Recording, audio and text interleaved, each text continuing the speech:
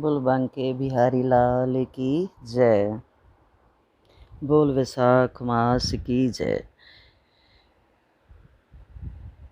बोल लक्ष्मी नारायण भगवान की जय। वैसे तो हर साल का हर महीना, हर दिन, हर पल, हर रात पवित्र है। हर क्षण पवित्र है, हर समय पवित्र है, हर घड़ी पवित्र है। पर साल में 3.5 जो मुहूर्त हैं वो सबसे पवित्र हैं। एक तो जो चैत्र मास हमारा नया साल शुरू होता है, उस दिन जब हमारा हिंदू धर्म का नया साल शुरू होता है, प्रतिपदा तो हम बड़ी धूमधाम से मनाते हैं। एक वो दिन पवित्र है। दूसरा वैशाख मास में अक्षय तृतीय। वैसे तो भगवान को 4 मास प्रिय हैं, वैशाख मास, श्रावण मास, कार्तिक मास, लेकिन सब में से माघ मास और सब में से प्रिय वैशाख मास है। वैशाख मास में से भी प्रिय अक्षय तृतीय है। अक्षय तृतीया पवित्र है। ये एक तिथि है। दूसरी है विजयदशमी, तीसरी, और चौथी है दिवाली की आधा पहर। ये 3.5 पहर, 3.5 तिथियाँ जो हैं ये पूरे मास में बहुत ही पवित्र मानी जाती हैं। इसमें कहते कोई भी शुभ काम करो वो ज़्यादा फलता फूलता है, और इसमें किसी से मुहूर्त निकलवाने का भी कोई समय नहीं है। जो काम करना हो वो कर सकते हैं। अब वैशाख मास जो है भगवान विष्णु को इतना प्रिय है, इतना प्रिय है कि कहते हैं वैशाख मास में एक दिन का स्नान भी मैं करने वाले को पूरे महीने के स्नान का फल देता हूँ। इतना भगवान को प्रिय है। ये वैशाख मास में जो अक्षय तृतीया है, ये जैसे भगवान का हार्ट है। जैसे गीता में उसमें भागवत में 10वां स्कंद और 10वें स्कंद में भी गोपी गीत, गीता में 12वां अध्याय भक्ति है। 3 अध्याय भक्ति के जो बीच में उसमें 12वां अध्याय मेन मानते हैं भगवान। कर्मयोग, सांख्य योग और भक्ति योग, भक्ति बीच में आती है। ऐसे ही ये अक्षय तृतीया वैशाख मास के बीच में आती है। ये भगवान को बहुत प्रिय है। इस दिन इतने शुभ काम हुए हैं, इतने शुभ काम हुए हैं, जिससे अक्षय तृतीया ज़्यादा और पवित्र हो गई है। अक्षय तृतीया के दिन करने वाले जो पूजा पाठ या कोई भी सत्कर्म जो करते हैं वो इतना अक्षय फल हो जाता है कि उसका फल कभी भी मिटता नहीं है। क्षय मैंने क्षय होना और अक्षय मैंने जिसका क्षय ना हो। इस दिन किया हुआ थोड़ा सा सत्कर्म, थोड़ी सी पाठ पूजा, थोड़ा सा अन्नदान, थोड़ा सा धन दान भी अक्षय हो जाता है, जो कभी उसकी महिमा कभी मिटती नहीं है। अक्षय तृतीया ये भगवान की तिथि है। अक्षय तृतीया भगवान की अपनी तिथि है, ईश्वरीय तिथि भी कहते हैं, और इसको गोल्डन डे भी कहते हैं, स्वर्ण दिन भी कहते हैं। इस दिन लोग जैसे दिवाली पे सोना खरीदते हैं, इस दिन भी लोग सोना खरीदते हैं। इस दिन अन्नदान का बहुत महात्म है। पितरों को तर्पण बहुत महात्म है। इस दिन कहते कि जैसे श्राद्धों में हमारे पितर खुश होते हैं, और ये खुद भागवत में दिया हुआ है कि इस दिन पितरों को तर्पण करने से पितर उत्सव मनाते हैं, खुश होते हैं, आनंद मनाते हैं कि हमारे किसी ने हमारे को आज अन्न जल दान किया है, हमारे को याद किया है। इस दिन पितरों को तर्पण करना बहुत महत्वपूर्ण है। और पितरों को तर्पण किया हुआ जो हमारा दिया हुआ जल धन कुछ भी है वो अक्षय हो जाता है। और पितरों का जो दिया हुआ हमारे को आशीर्वाद है वो भी अक्षय हो जाता है। इस दिन पितरों को तर्पण भी बहुत महत्वपूर्ण है। अक्षय तृतीया के दिन तीर्थों का स्नान करना, पवित्र नदियों का स्नान करना, जैसे गंगा, यमुना, सरस्वती, कावेरी, गोदावरी, सरयू, पवित्र नदियों में, पवित्र तीर्थों में स्नान करने से ज़्यादा फल मिलता है और वो फल अक्षय हो जाता है। इस दिन बछड़े वाली गाय को घास डालना भी बहुत ही फलदायक है। मतलब कि आज अक्षय तृतीया के दिन जो भी कोई काम करता है उसका फल अक्षय हो जाता है। और इसलिए वैशाख मास की महिमा अधिक मानी गई है, क्योंकि उसमें ये अक्षय तृतीया बहुत ही महान तिथि है। इस दिन बसंत और ग्रीष्म का संधि काल होता है, इसलिए उसको संध्या बोलते हैं। संध्या कहते हैं ना, 3 समय संध्या करनी चाहिए। तो संध्या जो जाने वाले समय का और शुरू होने वाले समय का समय होता है उसको संध्या काल बोलते हैं। उसमें की हुई पूजा बहुत महत्वपूर्ण होती है। इस दिन मानव समाज को पवित्र करने वाली माँ गंगा पतित पावनी शीतल शीतल निर्मल निर्मल धरा पर आई और हम जैसे पापियों का उद्धार करती चली आ रही है। सदियों से बहती चली आ रही है, जिसका जल आज तक कभी ख़त्म नहीं हुआ। ऐसी पतित पावनी पवित्र गंगा माँ का भी आज धरती पर आगमन हुआ था। आज के दिन गंगा मैया का भी आज के दिन हैप्पी बर्थडे जन्मदिन मनाया जाता है। बोल गंगा मैया की जय। गंगा मैया को नीचे लाने के लिए, ये गंगा मैया ऐसे आसानी से नीचे नहीं आई। गंगा मैया को पृथ्वी पर लाने के लिए 3 पीढ़ियाँ ख़त्म हुई थी। भागवत में भी आता है, आप सब ने सुना होगा कि सगर राजा जो विष के साथ पैदा हुए थे उसको बोलते सगर। सा गर, गर मैंने विष और सा मैंने साथ लेकर।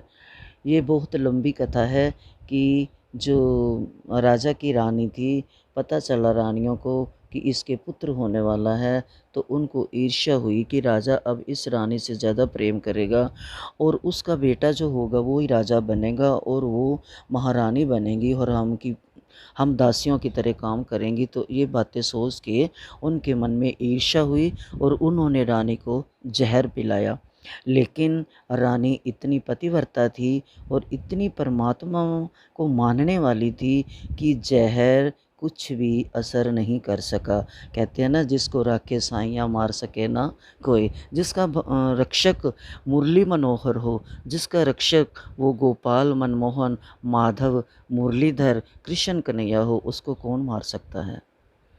तो वो जब जन्मा और विष अपने हाथ में लेकर जो पिलाया था रानियों ने, वो साथ लेकर जन्मा था, इसलिए उस राजा का नाम पड़ा सगर। उसकी 60,000 पुत्र थे और जो वो अश्वमेघ यज्ञ करना चाहते थे, उन्होंने न एक कम 100 यज्ञ तो कर लिया, एक यज्ञ बचा था, उसको करने के लिए उन्होंने अश्व को भेजा था। और वो इंद्र को पता चला कि अगर सगर राजा ने ये यज्ञ पूरा कर लिया तो मेरा इंद्र का सिंहासन जो वो राजा को मिल जाएगा।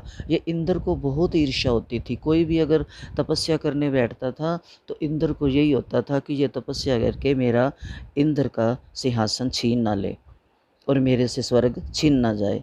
तो ईर्ष्या होती थी इंद्र को। तो इंद्र ने क्या किया कि राजा का जो वो घोड़ा था छोड़ा हुआ अश्वमेघ यज्ञ के लिए, वो इंद्र ने जाकर कपिल मुनि के आश्रम में बांध दिया और इधर वो घोड़ा वापिस आता तभी तो वो यज्ञ पूर्ण होता। अब घोड़ा आया नहीं तो राजा ने अपने पुत्रों को बोला कि जाओ तुम पता करो कि घोड़ा अभी तक वापस क्यों नहीं आया। जब सगर के 60,000 पुत्र निकले अपने पिता की आज्ञा लेकर उस घोड़े को ढूंढने के लिए, तो देखा कि कपिल मुनि के आश्रम में घोड़ा बंधा हुआ है। अब उन बेचारों को ये पता नहीं था कि कपिल मुनि कितने महात्मा हैं और ये काम वो नहीं कर सकते, ये इंद्र की करतूत है। उन्होंने जैसे कपिल मुनि को जगाना चाहा कि आपने क्या किया, हमारे पिताजी तो इंतज़ार कर रहे हैं, अश्वमेध यज्ञ करने के लिए बैठे हुए हैं, आपने घोड़ा बांध लिया, ये गलती की है, आपने ऐसा क्यों किया। इस वजह से वो बहुत ज़ोर ज़ोर से कपिल मुनि को जैसे जगाने लगे, और जैसे ही कपिल मुनि ने आँख खोली और उनको गुस्सा हुआ कि मैं किसी को कुछ कह नहीं रहा, मैं एकांत में अपनी समाधि में स्थित था, तपस्या में लीन था, तो मेरे को तपस्या से क्यों जगाया गया। अब जैसे ही उन्होंने आँख खोली, गुस्से से जैसे अग्नि में से आँखों में से अग्नि की लपट निकली और 60,000 सगर के पुत्र जो थे वो मारे गए। जब कपिल मुनि को हकीकत का पता चला तो उन्होंने आँख बंद करके देखा कि ये तो इंद्र की करतूत है। ऐसे जब सगर राजा को पता चला, वो भी आए, उन्होंने कपिल मुनि से क्षमा मांगी और इसका कारण पूछा। तो कपिल मुनि ने कहा कि आपके 60,000 पुत्रों का उद्धार हो सकता है। पर उन्होंने कहा कैसे? तो बोलते, जब धरती मैया पे गंगा महारानी आएगी, उसमें आपके पुत्रों की अस्थियों का स्नान होगा, उसमें विसर्जन हो जाएंगी, तो आपके पुत्रों को मुक्ति मिलेगी।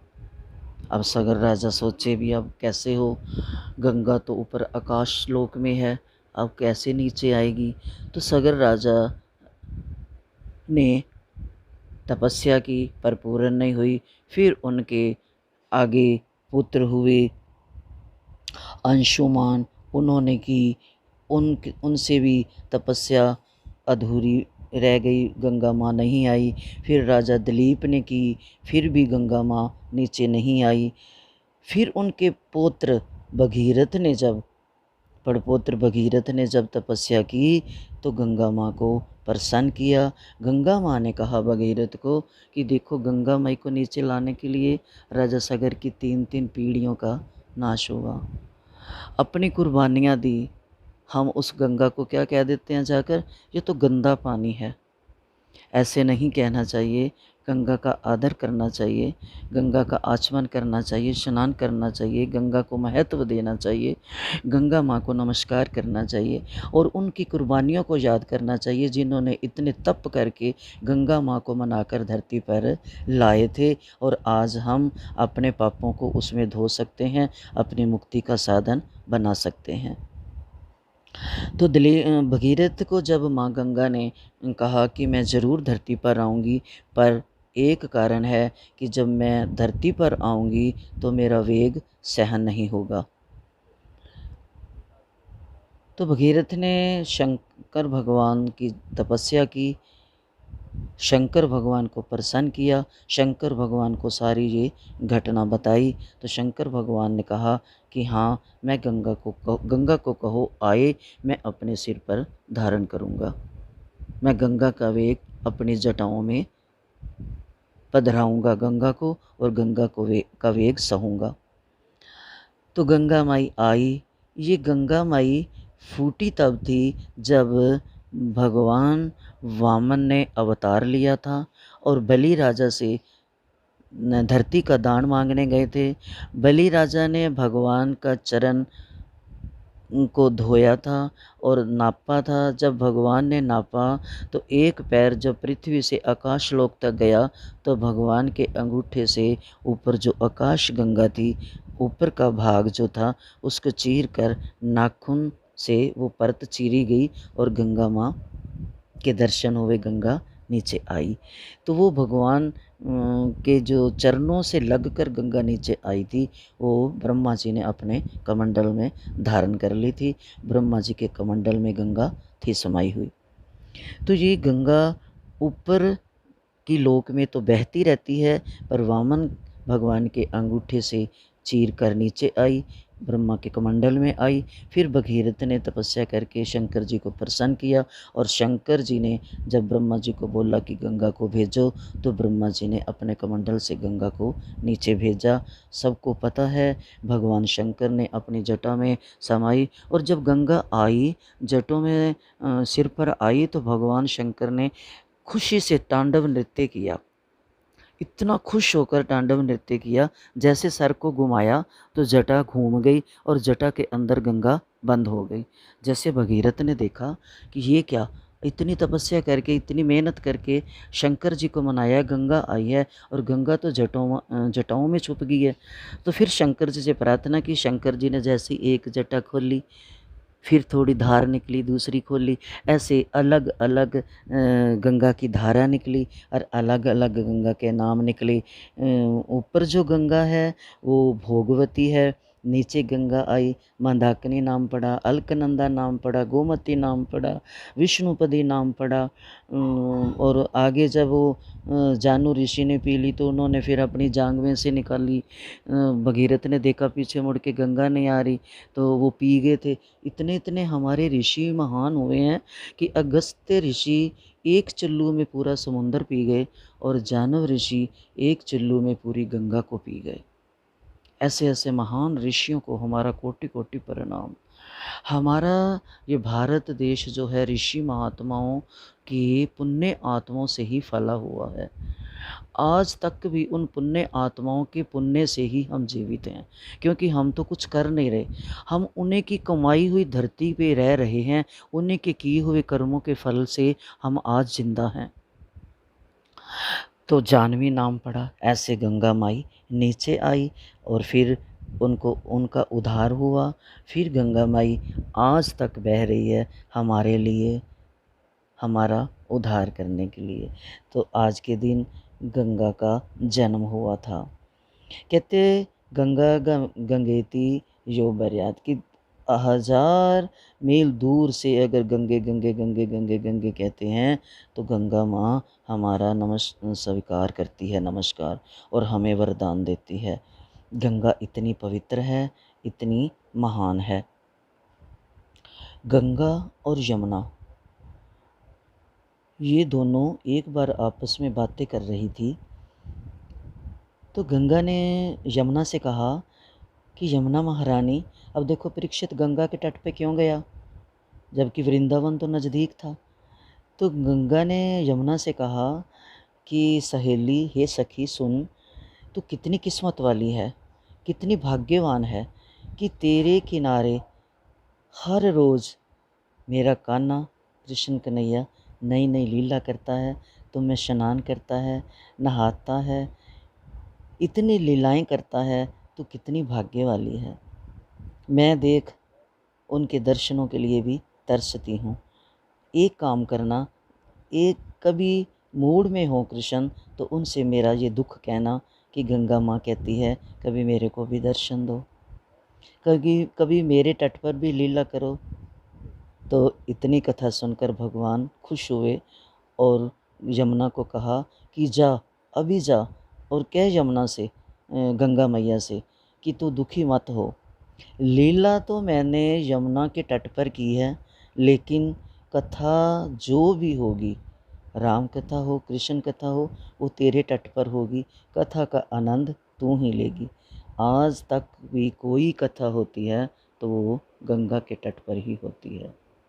सुखदेव जी ने की गंगा के तट पर, शौनक आदि ऋषियों ने की गंगा के तट पर।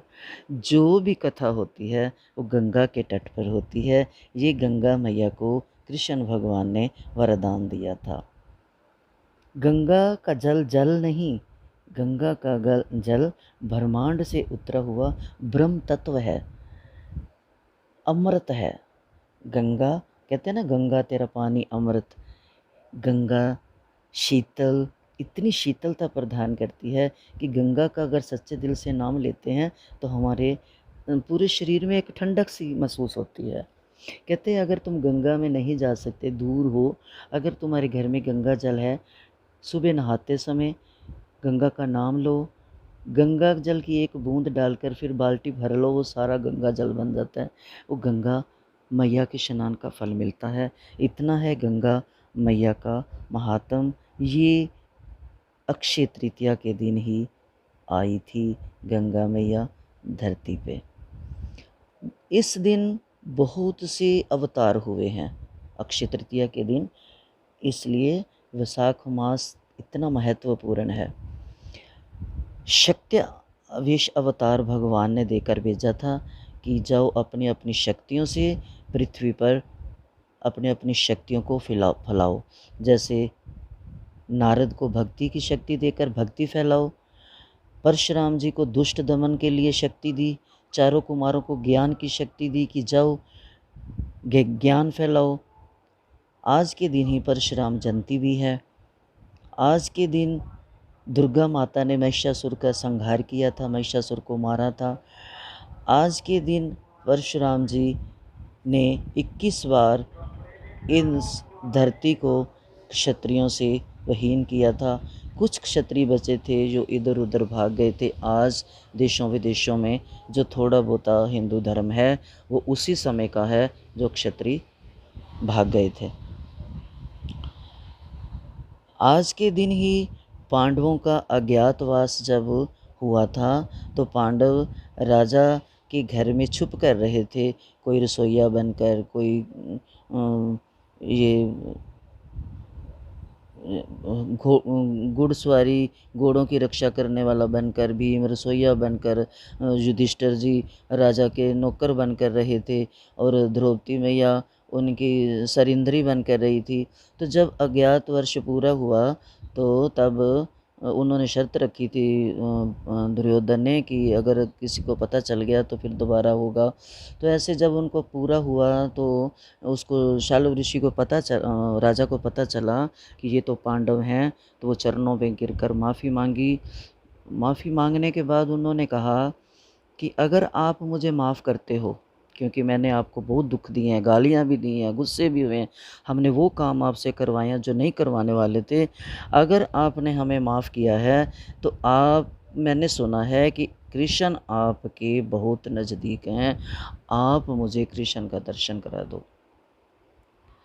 तो पांडवों ने कहा ठीक है। पांडवों ने कृष्ण जी को बुलाया और कृष्ण जी इसी दिन आए थे, राजा को दर्शन दिया था। वो भी आज का अक्षय तृतीया वाला दिन था। अक्षय तृतीया वाले दिन इतने महान काम हुए हैं, इसलिए वैशाख मास की महानता ज़्यादा बढ़ गई है। इसीलिए वैशाख मास विष्णु भगवान को बहुत प्रिय है।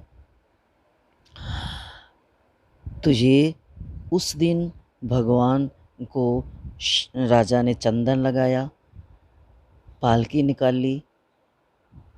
ये चंदन जो है ये आज के दिन ही, अक्षय तृतीया के दिन ही भगवान के चंदन लगाने की चंदन यात्रा प्रारंभ होती है।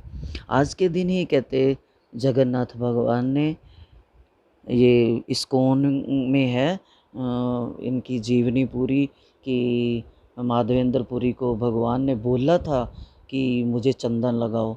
उन्होंने फिर मलियागढ़ी पर्वत से जाकर चंदन लाए और भगवान को लगाते थे। ये आज के दिन से ही है, वहाँ पर तो ज़्यादा लगता है, लेकिन हर मंदिर में भगवान को आज के दिन से शुरू करके 21 दिन तक चंदन भगवान को लगाते हैं, क्योंकि भगवान को भी गर्मी लगती है। क्योंकि भगवान को हम संवेदनशील माने। जब भगवान नर रूप में आते हैं तो उनको हमारी तरह वो लीला करके दिखाते हैं कि मुझे भी भूख लगती है, प्यास लगती है, सर्दी गर्मी लगती है, तो इसलिए भगवान को चंदन लगाते हैं, भगवान को गर्मी लगती है। ये भगवान का हमारे लिए एक भाव है। इस दिन बहुत बड़े बड़े काम हुए हैं, बहुत बड़े बड़े महान काम हुए हैं, जिनसे ये अक्षय तृतीया के साथ साथ वैशाख मास का बहुत पवित्र माना गया है। कहते हैं ये जो ये हिमाचल की तरफ पता नहीं मंदिर है कहाँ है, मैंने पढ़ा था लेकिन मेरे को पूरा वो नहीं है। तो वहाँ पर ये भगवान की सदियों से बना हुआ मंदिर, तो उस पे इतनी धूल मिट्टी चढ़ गई थी। कहते उर्वशी जो थी, ये पुरवरा और उर्वशी आकर भगवान को चंदन लगाते थे, इतना चंदन लगाते थे, इतना चंदन लगाते थे कि भगवान दिखते ही नहीं थे। वो एक गोले रूप में, शिवलिंग रूप में बन गए थे। कहते यहाँ पर 360 दिन चंदन लगता है। वैसे हर मंदिर में 21 दिन लगता है, लेकिन वहाँ पर जो मंदिर है भगवान जगन्नाथ का पुराना मंदिर जो है, वहाँ पर कहते हैं कि 360 दिन चंदन लगता है। वो एक मंदिर उसमें बना था कि बहुत, कहते सतयुग में, त्रेता युग में बना हुआ मंदिर है वो। तो हज़ारों सदियों से बना हुआ मंदिर एक मिट्टी धूल में छुप गया हुआ था। तो वहाँ पर कहते उर्वशी और पुरवरा आकर उसको चंदन लगाते थे। कहते 360 दिन लगता है, लेकिन उस दिन वहाँ उल्टा होता है। उस दिन अक्षय तृतीया वाले दिन वहाँ से सारा चंदन हटाया जाता है, क्योंकि मंदिरों में चंदन लगता है, दूसरे दिन नया लगाते हैं, पहला हटा देते हैं, वो प्रसाद रूप में सबको बांटते हैं। लेकिन वहाँ पर चंदन उतारते नहीं थे, ऊपर ही लगाते जाते थे, ऊपर ही लगाते जाते थे। वो अक्षय तृतीया वाले दिन उतरता था सारा चंदन। उस दिन चंदन नहीं लगाते थे, सारा चंदन उतारते थे, फिर वो सबको प्रसाद रूप में देते थे, और उस दिन भगवान के सही दर्शन होते थे। क्योंकि पहले तो चंदन से लिपटा होता था, एक पिंडी सी लगती थी जैसे शिवलिंग हो। उस दिन भगवान के पूरे विग्रह के दर्शन होते थे, फिर शाम को दोबारा चंदन लगाते थे। तो ये जो चंदन की यात्रा है, ये भी इसी दिन से शुरू होती है। हर मंदिर में 21 दिन, लेकिन जगन्नाथ भगवान में 42 दिन की होती है। 21 दिन बाहर रखकर चंदन लगाते हैं, और 21 दिन अंदर रखकर मूर्ति की पूजा करते हैं, चंदन लगाते हैं। ये चंदन यात्रा भी अक्षय तृतीया वाले के दिन शुरू हुई है। अक्षय तृतीया महान है, अक्षय तृतीया के कारण वैशाख मास भी महान है। बोल वैशाख मास की जय, बोल अक्षय तृतीया की जय।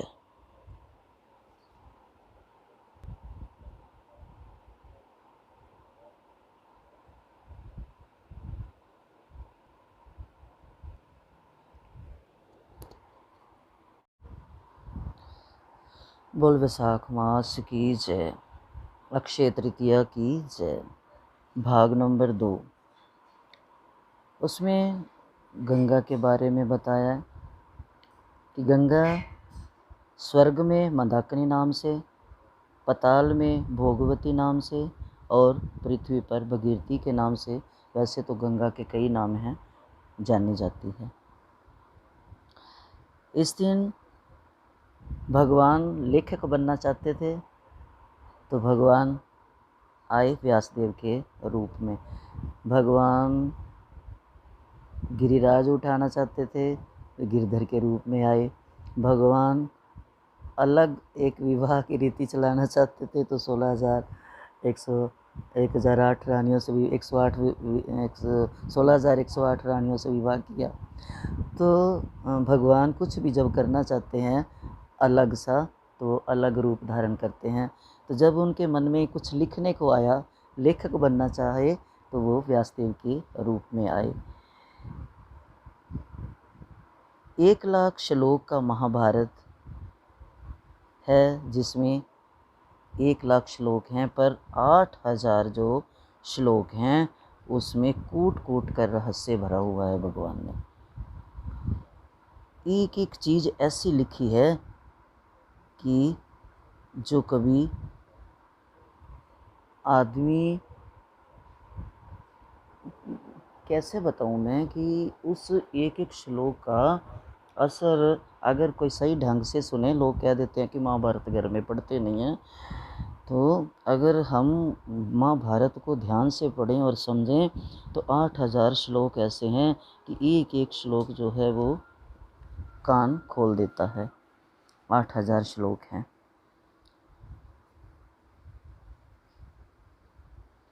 उसमें एक श्लोक ये भी है कि भगवान हमेशा जूठा खाते हैं। एक ऐसी जूठी वस्तु है जो भगवान को चढ़ाई जाती है, भगवान वो जूठी वस्तु ही खाते हैं। हम सब भी खाते हैं, और भगवान को चाहे हम कितना सुच्चा भोजन बना कर खिलाते हैं, लेकिन भगवान एक चीज़ सदा जूठी खाते हैं। वो आप भी बताना मेरे को क्या है, अगर किसी को पता हो तो बताना मेरे को, मैं तो बाद में आपको उत्तर बताऊंगी इसका कि वो कौन सी चीज़ है। तो ये महाभारत जो लिखा गया था, गणेश जी ने लिखा था, ये आज के दिन ही, अक्षय तृतीया के दिन ही लिखा गया था। आज के दिन ही धर्ममूर्ति के पुत्र नर नारायण के रूप में आए थे। उन्होंने दुर्दम का वध किया था, जो शस्त्र कवच धारण किए हुआ था। उन्होंने बद्रीनाथ में जाकर नर नारायण का अवतार लेकर, वहाँ पर लक्ष्मी माता नहीं जा सकती थी, लेकिन लक्ष्मी माता ने बद्री के पेड़ का रूप धारण कर उनको छाया दी, उनकी सेवा की। नारायण के रूप में लक्ष्मी माँ उनसे अलग नहीं रही। तो वहाँ पर कहते कि उसको मारना बहुत मुश्किल था। उसकी एक कवच को काटने के लिए 100 वर्ष तप करना पड़ता था। तो इसलिए भगवान ने बद्रीनाथ चुना कि वहाँ पर एक दिन की तपस्या 100 वर्ष के बराबर होती है। तो वहाँ पर उनके एक कवच को काटा, एक कवच बचा, तो वो जान गया कि मैं मरूंगा, तो वो शरीर ऊपर सूर्य में जाकर समा गया। वो ही कहते हैं कि महाभारत में कर्ण के रूप में पैदा हुआ था। एक कवच कुंडल जो उसका बचा था, वही कवच कुंडल पहने हुए कर्ण के रूप में वो आया था। तो वो दिन भी आज का ही था, अक्षय तृतीया का।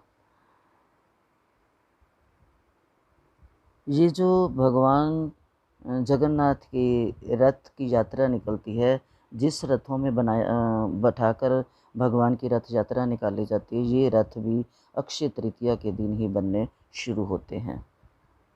जिन रथों के दर्शन मात्र से मोक्ष मिलता है। कितना महत्वपूर्ण है ये अक्षय तृतीया का दिन, जिसके कारण वैशाख मास का मातम बढ़ा। आज के दिन ही आदि शंकराचार्य ने कनक स्तोत्र, माँ लक्ष्मी का जो कनक स्तोत्र है, ये आज के दिन ही लिखा था। आज के दिन ही खीर चोरी वाली भगवान ने लीला की थी अपने भगत के लिए। आज के दिन तो बहुत इतने बड़े बड़े कार्य हुए हैं, जिससे अक्षय तृतीया पवित्र है, और जिससे माघ वैशाख मास भी पवित्र हुआ, जो भगवान को अधिक प्रिय लगता है। भगवान भक्तों के लिए क्या नहीं करते, चोरी की खीर की एक कटोरी छुपा ली और अपने भक्त को खिलाई। भगवान भगवान हैं।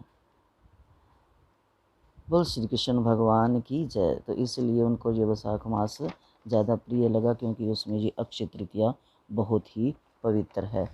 आज के दिन ही त्रेता युग का और सतयुग का जन्म हुआ था।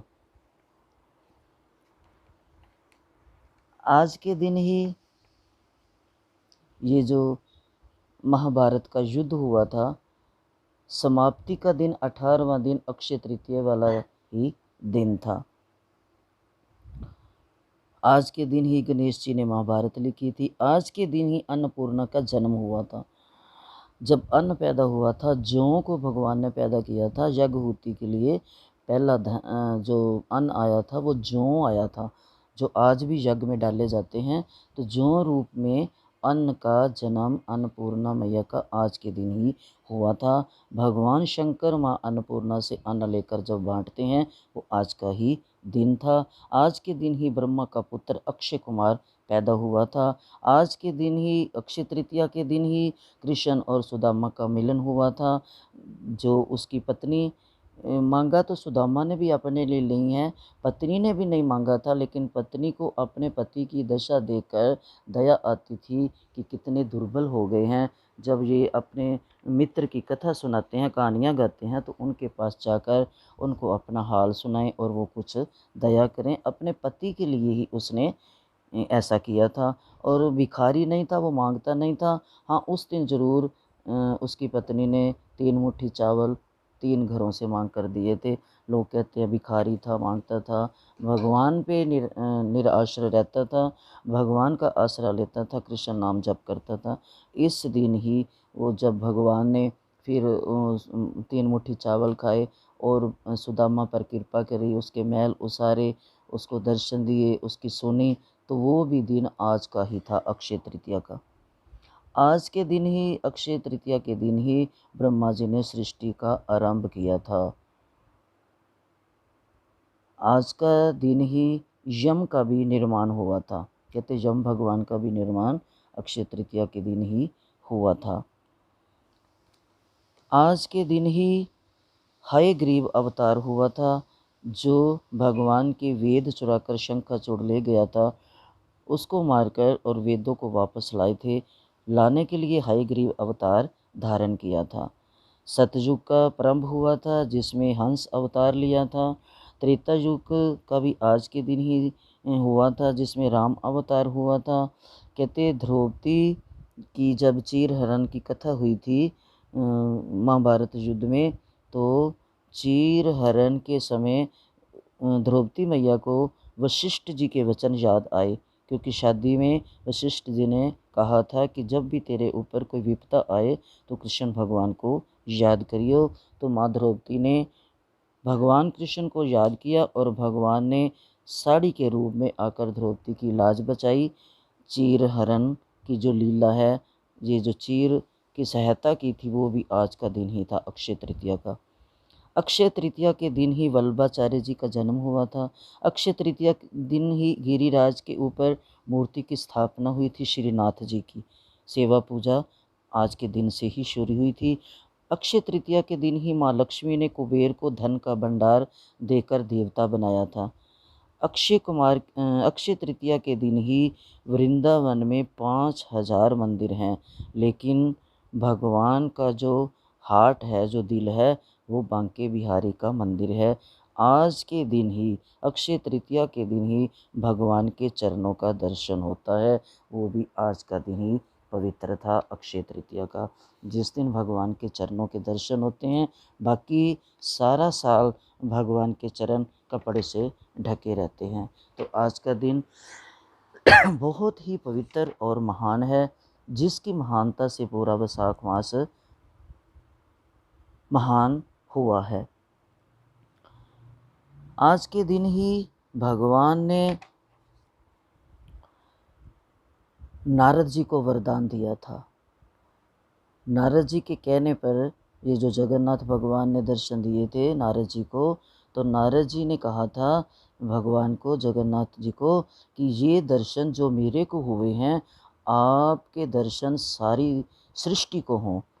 तो भगवान ने तथा अस्तु कहा था। वो दिन भी आज ही था। आज के दिन ही परशुराम जी का जन्म हुआ। कामधेनु, जो ये बहुत लंबी कहानी है, शस्त्रबाहु अर्जुन को मारा। कामधेनु गाय को मारने के कारण जब जमदग्नि को मार दिया था, तो 21 बार इन्होंने अपनी माता को छाती पीटते देखा था परशुराम जी ने। तो 21 बार ही क्षत्रियों को हराया था, मारा था, और पृथ्वी को क्षत्रियों से विहीन किया था। वो भी आज का दिन ही था, क्योंकि परशुराम जी यही सिखाते हैं कि गाय को मारना नहीं चाहिए, गाय को पूजना चाहिए। आज के दिन ही द्रौपदी को अक्षय पात्र मिला था, जो सूर्य देव ने दिया था, जिससे वनवास के समय द्रौपदी मैया सबको भोजन खिलाती थी। संत साधु महात्मा कोई भी आते थे तो उसी अक्षय पात्र से सबकी सेवा पूजा करती थी, अपना निर्वाह भी उसी अक्षय पात्र से करते थे। इसी दिन दुर्योधन ने जो उनको हराने के लिए, उनको दिखाने के लिए भी इनके पास कुछ नहीं है, आज भूखे हैं, और दुर्वासा ऋषि जाएंगे और उनको श्राप दे देंगे। तो द्रौपदी मैया ने जब पुकार करी थी, द्रौपदी मैया क्या करती थी, कोई भी दुख हो, माँ कुंती द्रौपदी कृष्ण को ही पुकारती थी। कृष्ण के आश्रित थी वो, कृष्ण को ही अपना सर्वस्व मानती थी। तो कोई भी दुख होता था तो सीधी वो टेर भगवान कृष्ण को ही लगाती थी।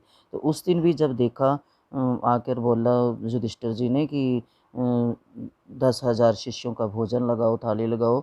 तो द्रौपदी ने कहा कि अक्षय पात्र तो मैंने धो दिए, अब थालियाँ कहाँ से लगेंगी, अब कल ही अन्न मिलेगा। तो द्रौपदी मैया ने बोला कि अब मेरे पति तो बोल के आ गए हैं 10,000 शिष्यों को, दुर्वासा ऋषि को, कि भोजन खाओ, और ये तो मेरे पति की निंदा होगी और हमारा यश चला जाएगा। तो द्रौपदी मैया ने भगवान कृष्ण को याद किया और भगवान कृष्ण आए। भगवान कृष्ण ने अक्षय पात्र मांगा, द्रौपदी ने कहा मैंने धो दिया। बोले लाओ, देखा तो एक कण लगा हुआ था। वो जो एक कण खाने से सारी सृष्टि का पेट भर गया। दुर्वासा ऋषि, उनके शिष्यों का पेट गले तक भर गया, सबको डकार आने लगे। ये वो ही दिन था अक्षय तृतीया का, जब भगवान कृष्ण ने द्रौपदी की सहायता की थी, पांडवों की सहायता की थी, दुर्वासा ऋषि के शाप से बचाया था। ये भी आज का दिन ही था अक्षय तृतीया का। देखो, कहते हैं लोग कृष्ण को क्यों मानना, जब इसमें स्पष्ट है कि कृष्ण के खाने से सारी दुनिया का पेट भरता है, तो कृष्ण के पूजने से सारी देवी देवता का पूजन हो जाता है। तो फिर हम इधर उधर क्यों भटकते हैं। हमें सीधा ही श्री कृष्ण की पूजा में लगना चाहिए, समय व्यर्थ नहीं करना चाहिए। इस दिन ही नर नारायण का जन्म हुआ था, अवतार हुआ था। इसी दिन ही बद्रीनाथ के द्वार खुलते हैं। इसी दिन बद्रीनाथ भगवान दर्शन देते हैं हम सबको। 6 महीने अपने देवी देवताओं से पूजा करवाते हैं, लक्ष्मी माँ से पूजा करवाते हैं, और 6 महीने हमारे लिए देते हैं कि आओ भक्तों मेरे दर्शन करो। वो भी आज का दिन ही है जब बद्रीनाथ के कपाट खुलते हैं। भगवान जब आते हैं तो कभी शैली रूप में, कभी दोहामय रूप में, कभी मणिमय रूप में, कभी लोहा रूप में, कभी लेप्या रूप में, कभी चित्र रूप में, कभी मिट्टी के रूप में, कभी मणिमय के रूप में।